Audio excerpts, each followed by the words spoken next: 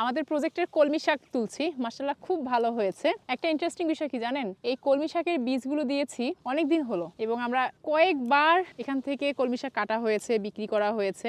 কলমি শাক লাগানোর সুবিধাই হচ্ছে এটা, আপনি একবার লাগিয়ে কেটে খাবেন এবং এর গোড়া দিয়ে বারবার নতুন করে কুশি বের হবে এবং আপনি সেটা বিক্রি করতে পারবেন, আবার খেতে পারবেন। আমাদের প্রজেক্টের এই জায়গাটাতে এই শাকগুলো চাষ করার ক্ষেত্রে কোনো ধরনের কীটনাশক বা সার ব্যবহার করা হয়নি। জাস্ট এখানে ভার্মি কম্পোস্ট দিয়েছি এবং শুকনা গোবর সার দিয়ে মাটিটা রেডি করে সারিবদ্ধভাবে লাগিয়েছি এই শাকগুলো এবং দেখেন কি সুন্দর হয়েছে। বিশ্বাস করবেন না, এই শাকগুলো খেতে এত সুস্বাদু, খুবই মজা আসলে খেতে। মানে একটু ন্যাচারালভাবে বাড়তে দিলে যে কোনো ধরনের শাকসবজি বলেন সুস্বাদু হয় খেতে।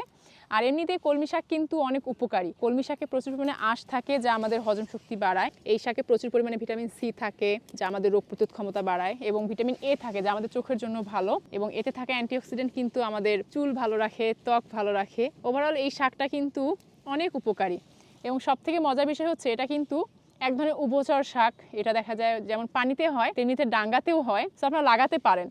আর অল্প একটু জায়গাতে এত পরিমাণ হয় যে আপনার পরিবারের চাহিদা ইনশাআল্লাহ মিটে যাবে। তো যাদের অল্প একটু জায়গা আছে তারা লাগাতে পারেন, বা যাদের জায়গা কম তারা বাসার ছাদে টবেও এই কলমি শাক লাগাতে পারেন। অল্প কয়েকটা গাছ থেকেই দেখা যাবে আপনার পরিবারের চাহিদা মিটে যাচ্ছে। সো নিজেরা লাগিয়ে স্বাদ নিন এই টাটকা টাটকা কলমি শাকের।